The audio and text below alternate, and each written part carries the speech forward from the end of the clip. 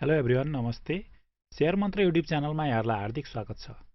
आज पनि फेरि एउटा बिल्कुलै नयाँ भिडियो लिएर उपस्थित भइसकेका छौँ। आशा छ यहाँहरूले मन पराइदिनु हुनेछ। आजको भिडियोमा हामीले नेप्से अल्फाभित्र रहेको पोर्टफोलियो ट्र्याकरको बारेमा जानकारी दिनेछौँ र आफ्नो पोर्टफोलियो कसरी मेन्टेन गर्न सकिन्छ, शेयर बजारमा अथवा शेयर बजारमा चाहिँ हामीले लगानी गरिसके पछाडि सेकेन्डरी मार्केटमा कसरी हामीले चाहिँ पोर्टफोलियो मेन्टेन गर्न सक्छौँ अथवा प्राइमरी मार्केट आइपिओ पनि हामीले कसरी पोर्टफोलियोहरू मेन्टेन गरेर राख्न सक्छौँ त्यसको बारेमा जानकारी दिनेछौँ।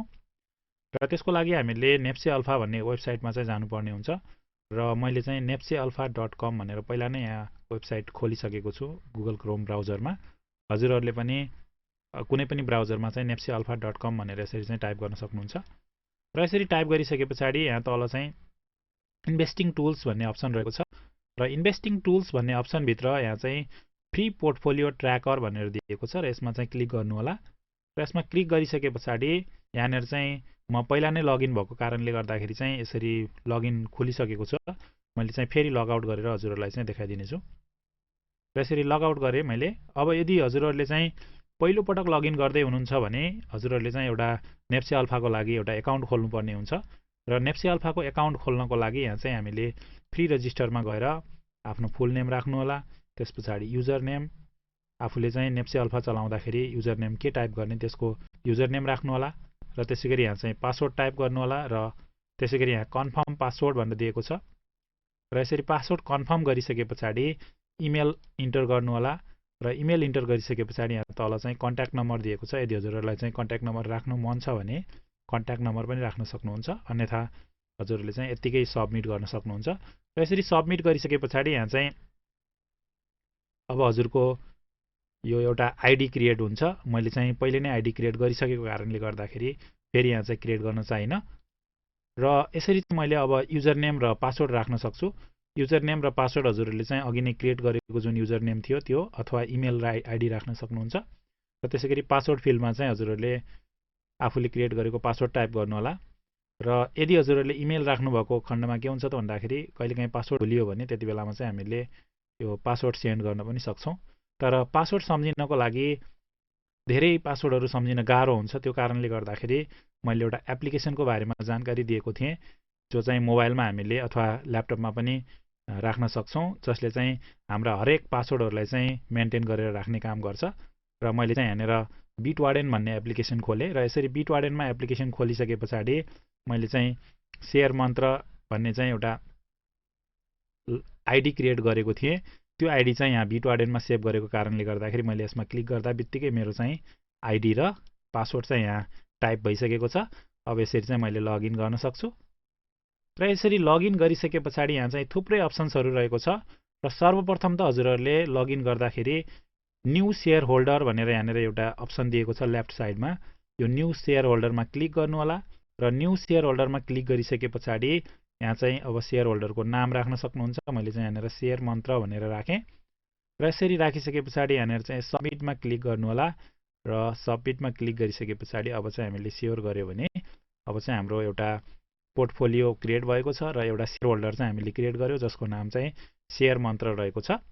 र यहाँ चाहिँ अब हजुरहरूले यो यदि धेरै पोर्टफोलियोहरू मेन्टेन गरिराख्नु भएको छ भने छुट्टा छुट्टै पोर्टफोलियोहरू मेन्टेन गर्नको लागि यहाँनिर चाहिँ हजुरहरूले हेर्न सक्नुहुन्छ। यहाँ चाहिँ विभिन्न सेयर होल्डरको नाम दिएको छ। मैले चाहिँ शेयर मन्त्र भनेर चाहिँ एउटा सेयर होल्डर क्रिएट गरेको छु र त्यो सेयर होल्डर चाहिँ सेलेक्ट गर्छु र यसरी सेलेक्ट गरिसके पछाडि अब यदि कुनै पनि हजुरहरूले चाहिँ किनेको स्टकहरू त्यहाँ चाहिँ पोर्टफोलियोमा राख्न खोज्नुभयो भने त्यो बेलामा चाहिँ यहाँनिर स्टक सिम्बलमा गएर कुनै पनि स्टकहरू जस्तो मानौँ हामीले चाहिँ एडिबिएलको स्टक किनेका थियौँ र यसको चाहिँ मसँग 100 किता छ र यदि हजुरहरूले चाहिँ किनेको डेट फरक हो भने त्यति बेलामा चाहिँ डेट पनि राख्न सक्नुहुन्छ।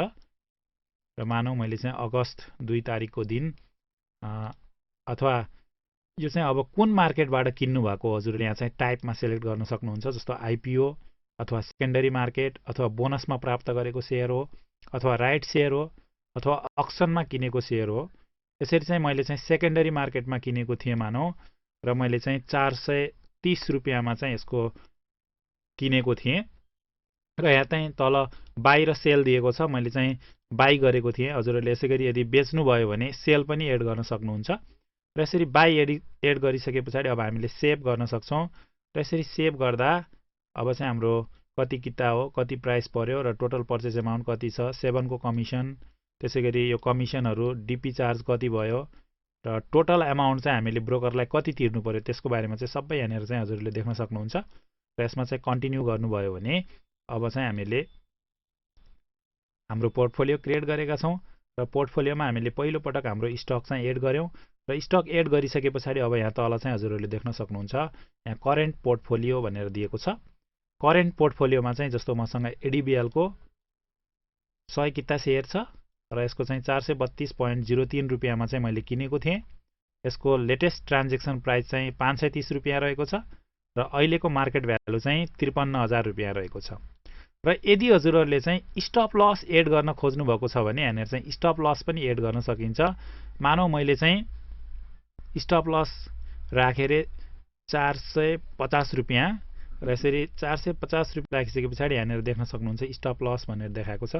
यदि हामीले चाहिँ कुनै स्टप लसहरू सेट गर्नु छ भने त्यति बेलामा चाहिँ हामीले यो पनि सेट गर्न सक्छौँ। र यहाँ चाहिँ हामीलाई प्रफिट कति भयो त भन्दाखेरि 9,797 रुपियाँ अथवा 22% चाहिँ हामीले प्रफिट गेन गरिसकेछौँ एडिबिएलमा। यसको बारेमा चाहिँ यसरी हामीले पोर्टफोलियो मेन्टेन गर्न सक्छौँ। र यदि हजुरहरूले चाहिँ कुनै पनि सेयरहरू बेच्नु भएको छ भने त्यति बेलामा चाहिँ त्यहाँबाट हामीले बेचेको पनि देखाउन सक्छौँ। जस्तो हामीले चाहिँ मानौ यही एडिबिएलकै मानौ हामीले चाहिँ 25 किता सेयर चाहिँ बेच्यौँ। कहिले बेच्यौँ त भन्दाखेरि आज बेच्यौँ र सेकेन्डरीमा बेच्यौँ र पर्चेस प्राइस कति थियो यसको त भन्दाखेरि हामीले चाहिँ 432 रुपियाँमा चाहिँ किनेका थियौँ र अब यसले चाहिँ हामीले सेलमा गएर सेलेक्ट गर्न सक्छौँ र सेलमा गएर सेलेक्ट गरिसके पछाडि यहाँ सेल प्राइस देखायो। अब चाहिँ हामीले 530 रुपियाँमा बेच्यौँ मानौँ र यसरी सेभ गर्यौँ भने अब चाहिँ हामीहरूको सबै यहाँनिर चाहिँ कति हामीले प्राप्त गर्छौँ त्यो सबै रकमहरू देखाउन सक्छ। जस्तो नेट रिसिभेबल एमाउन्ट चाहिँ 12,990 रुपियाँ रहेछ र मलाई चाहिँ 2,189 रुपियाँ चाहिँ फाइदा भएको देखाइरहेको छ। र यसरी कन्टिन्यू गर्यो भने अब चाहिँ हाम्रो सेल गरेको सेयरको पनि हिस्ट्री देखिसकेको छ। अब चाहिँ अहिले हामीसँग 75 किता सेयर चाहिँ बाँकी छ। अघि हाम्रो 9,000 समथिङ रुपियाँ चाहिँ फाइदा भएको देखाइराखेको थियो भने अहिले चाहिँ 7,272 रुपियाँ फाइदा देखाइराखेको छ। र यसै गरी हजुरहरूले चाहिँ मानौ कुनै सेयर चाहिँ गल्तीले हजुरले चाहिँ बाई गर्नुभयो अथवा सेयर गरेर पोर्टफोलियोमा चाहिँ सेट गर्नुभयो भने त्यति बेलामा त्यसलाई डिलिट गर्नुपर्ने हुन्छ। र डिलिट गर्नको लागि हामीहरू चाहिँ यदि बाईमा रङ भएको थियो भने हामीले बाई हिस्ट्रीमा गएर यहाँनिर चाहिँ अलिकति यतातिर हेऱ्यौँ भने यहाँनिर चाहिँ डिलिटको अप्सन रहेको छ र यहाँबाट चाहिँ हजुरले डिलिट गर्न सक्नुहुन्छ। यसरी चाहिँ सेलेक्ट गरेर चाहिँ are you want to sure you want to delete भनेको छ र मैले चाहिँ यहाँनिर डिलिट गर्न चाहिनँ। र यस पछाडि सेल हिस्ट्रीमा पनि हजुरहरूले देख्न सक्नुहुन्छ। यहाँनिर यदि गल्ती भयो भने हजुरहरूले चाहिँ यहाँबाट डिलिट अथवा एडिट पनि गर्न सक्नुहुन्छ यदि हजुरहरूले चाहिँ एडिट गर्न खोजेको खण्डमा। र यसरी माई होल्डिङ्समा चाहिँ हजुरसँग कुन कुन सेयरहरू रहेको छ त्यसको बारेमा चाहिँ एउटा चार्टमा देखाइराखेको हुन्छ। यहाँ चाहिँ हामीले देख्न सक्छौँ माई होल्डिङ्समा चाहिँ एडिबिएल छ हामीसँग। र यसै गरी माई सेक्टर एलोकेसनमा चाहिँ हजुरहरूले कुन सेक्टरको चाहिँ हजुरसँग सेयर कति % छ भन्ने कुरा देखाइराखेको छ। जस्तो मानौ यहाँनिर चाहिँ मसँग कमर्सियल ब्याङ्कको चाहिँ 100% नै सेयर रहेको छ किनभने मसँग चाहिँ एडिबिएल मात्रै छ हाम्रो पोर्टफोलियोमा।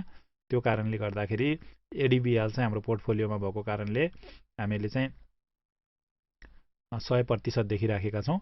यसै गरी क्यास डिभिडेन्डको कुरा गर्नुपर्दा यहाँनिर चाहिँ हजुरहरूले चाहिँ क्यास डिभिडेन्ड कति पायो त भन्ने कुराको बारेमा चाहिँ यहाँनिर देख्न सक्नुहुन्छ। यहाँ मेरो कुनै पनि क्यास डिभिडेन्ड छैन र यहाँबाट चाहिँ हामीले क्यास डिभिडेन्ड पनि एड गर्न सक्छौँ। जस्तो मानौ कुनै स्टक सिम्बल अथवा कति अमाउन्ट हो, सेल डेट कति हो त्यो चाहिँ हामीले यहाँनिर चाहिँ एड गर्न सक्छौँ। र यहाँ माथि हजुरहरूले देख्न सक्नुहुन्छ टोटल चार्जेसहरू कति लाग्यो भन्ने कुराको बारेमा र हाम्रो पोर्टफोलियोमा चाहिँ कति छ हाम्रो टोटल सेयर भन्नेको बारेमा पनि हामीले चाहिँ देख्न सक्छौँ। जस्तो हामीहरूको चाहिँ यहाँनिर मार्केट भ्यालु अहिले चाहिँ 39,675 रुपियाँ रहेको छ र हामीले इन्भेस्टमेन्ट चाहिँ 32,402 रुपियाँ गरेका थियौँ र यसरी इन्भेस्ट गर्दा हामीले चाहिँ 22% चाहिँ हामीलाई नाफा भयो अथवा 7,272 रुपियाँ 41 पैसा चाहिँ हामीले अनरियलाइज्ड गेन। भन्नुको मतलब हामीले चाहिँ सेयर किनेर हामीलाई चाहिँ यति % अहिले फाइदा छ तर हामीले बेचेका छैनौँ। यसलाई अनरियलाइज्ड गेन भनेर भन्छ भने हामीले बेचेर आर्जन गरेको फाइदा जुन छ त्यो चाहिँ 2189 रुपियाँ छ। किनभने हामीले 25 किता सेयर चाहिँ बेचेका थियौँ अघि त्यो पोर्टफोलियोमा चाहिँ हामीले यहाँनिर सेल गरेको हामीले चाहिँ राखेका थियौँ 25 किता सेयर र त्यसबाट आएको 2189 रुपियाँ चाहिँ यहाँनिर हजुरहरूको रियलाइज्ड गेनमा देखाइराखेको छ। र यसै गरी डेली गेनको कुरा गर्नुपर्दा आज चाहिँ -2.560% चाहिँ यहाँ घटेको छ अथवा 1042 रुपियाँ चाहिँ यहाँनिर आज घट्यो। यसको बारेमा चाहिँ यहाँनिर देखाइराखेको छ। र यो हाम्रो चाहिँ नेप्से अल्फामा रहेको पोर्टफोलियो रहेको छ र यो पोर्टफोलियो एकदमै राम्रोसँग मेन्टेन गरेको छ। आजभोलि चाहिँ हजुरहरूले देख्न सक्नुहुन्छ हजुरहरूले कुनै पनि सेयरहरू किनेको बेचेको विवरणहरू चाहिँ राखेर आफूलाई कति नाफा अथवा कति नोक्सान भयो भन्ने कुराको बारेमा चाहिँ यहाँनिर सजिलै जानकारी लिन सक्नुहुन्छ। अहिले चाहिँ मसँग करेन्ट पोर्टफोलियो जुन छ यसमा देखाइराखेको छ। यदि हजुरहरूले आइपिओमा सेयर किन्नु भएको थियो भने त्यति बेलामा एड स्टक गर्दा यहाँनिर सेकेन्डरीको ठाउँमा चाहिँ हामीले आइपिओ एड गर्नुपर्ने हुन्छ। यहाँनिर सेल देखाइरहेछ त्यही कारणले गर्दाखेरि सेकेन्डरी मात्रै एभाइलेबल छ। यदि हाम्रो बाई भएको खण्डमा चाहिँ हामीले कहाँबाट कसरी चाहिँ कुन स्टक हामीले कतिमा किन्यौँ भन्ने कुराको बारेमा चाहिँ यहाँनिर जानकारी लिन सक्छौँ। जस्तो यहाँनिर चाहिँ सिम्बल कुनै पनि सिम्बल चाहिँ एड गर्दाखेरि यहाँनिर आइपिओ सेकेन्डरी बोनस राइट अथवा अक्सन हजुरले कसरी किन्नु भएको थियो त्यसको बारेमा चाहिँ यहाँनिर हजुरहरूले चाहिँ त्यो सेलेक्ट गर्नु होला र यसरी चाहिँ आफ्नो पोर्टफोलियो मेन्टेन गर्न सक्नुहुन्छ। यदि हजुरहरूसँग एकभन्दा बढी पोर्टफोलियो छ भने त्यति बेलामा चाहिँ नयाँ सेयर होल्डर क्रिएट गर्न सक्नुहुन्छ र यसरी नयाँ सेयर होल्डर क्रिएट गरिसके पछाडि त्यो नयाँ सेयर होल्डर यहाँबाट सेलेक्ट गरेर चाहिँ हजुरहरूले अब कुन सेयर होल्डरमा चाहिँ हामीले स्टक एड गर्नुपर्ने हो त्यो सेलेक्ट गरेर मात्रै हजुरहरूले चाहिँ स्टक एड गर्नु होला। मैले चाहिँ एडिबिएलको स्टक थियो यहाँसँग र यहाँ सेयर मन्त्रमा चाहिँ मसँग अब एडिबिएलको स्टक छ। यो पनि दुईटैमा त्यसरी रहेछ। र यदि कुनै पनि सेयर होल्डर चाहिँ हजुरले नाम चेन्ज गर्न खोज्नुभयो अथवा यसलाई त्यो सेयर होल्डरलाई डिलिट गर्न खोज्नुभयो भने त्यति बेलामा यहाँनिर एडिट सेयर होल्डरमा जान सक्नुहुन्छ र एडिट सेयर होल्डरमा गइसके पछाडि यहाँनिर चाहिँ कुन सेयर होल्डर हो त्यो सेलेक्ट गरेर यहाँ चाहिँ डिलिट गर्न सक्नुहुन्छ। यसरी डिलिट गर्दाखेरि चाहिँ हाम्रो सेयर होल्डरहरू डिलिट हुन्छ। जस्तो मसँग अघि सेयर मन्त्र 1 र 2 थियो, अहिले चाहिँ यो डिलिट भइसक्यो, एउटा मात्रै एभाइलेबल छ। मैले यसलाई पनि डिलिट गर्नको लागि अब फेरि हामीले सेयर मन्त्रलाई चाहिँ डिलिट गर्न सक्छौँ। यसरी अब चाहिँ मसँग कुनै पनि सेयर होल्डरहरू एभाइलेबल छैन, नो रिजल्ट्स फाउन्ड भनेर देखाइरहेको छ। अब हजुरहरूले चाहिँ नयाँ सेयर होल्डर एड गरेर चाहिँ यसरी राख्न सक्नुहुन्छ मैले अघि देखाएको जसरी। र कुनै पनि सेयर होल्डरलाई कसरी एड अथवा कसरी डिलिट गर्ने भन्ने कुराको पनि जानकारी लिइसक्यौँ।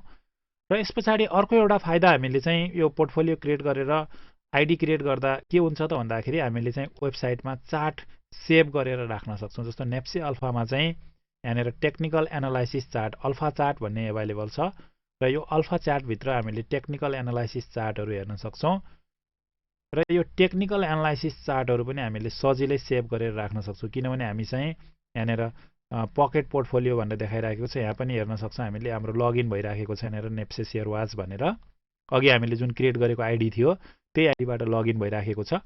र यहाँ चाहिँ हजुरहरूले चार्टहरू सेभ गरेर राख्न सक्नुहुन्छ। जस्तो मैले चाहिँ कुनै चार्टहरू लोड गरेको छु, मैले नेभिल ब्याङ्कको चार्टहरू सेभ गरेको थिएँ कुनै समयमा धेरै अगाडि, र त्यो नेभिल ब्याङ्कको चार्टहरू चाहिँ हामीले यहाँनिर देख्न सक्छौँ। यसमा चाहिँ सेभ भएको छ। यहाँनिर मैले चाहिँ केही यहाँनिर सिम्बलहरू राखेको थिएँ।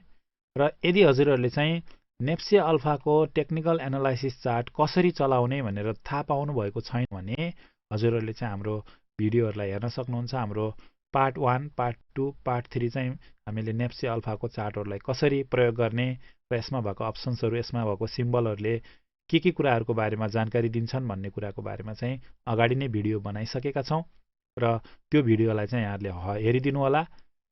र यदि हजुरहरूलाई हाम्रो भिडियो मन पर्यो भने हाम्रो भिडियोहरूलाई चाहिँ सेयर गरिदिनु होला र सँगसँगै लाइक पनि गर्न नभुल्नु होला।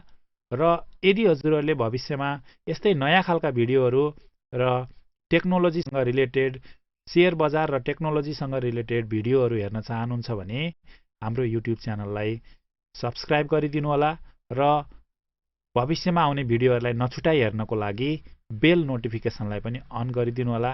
आजको लागि हामीहरू बिदा चाहन्छौँ। बिदा दिनुहोस्। नमस्ते, धन्यवाद।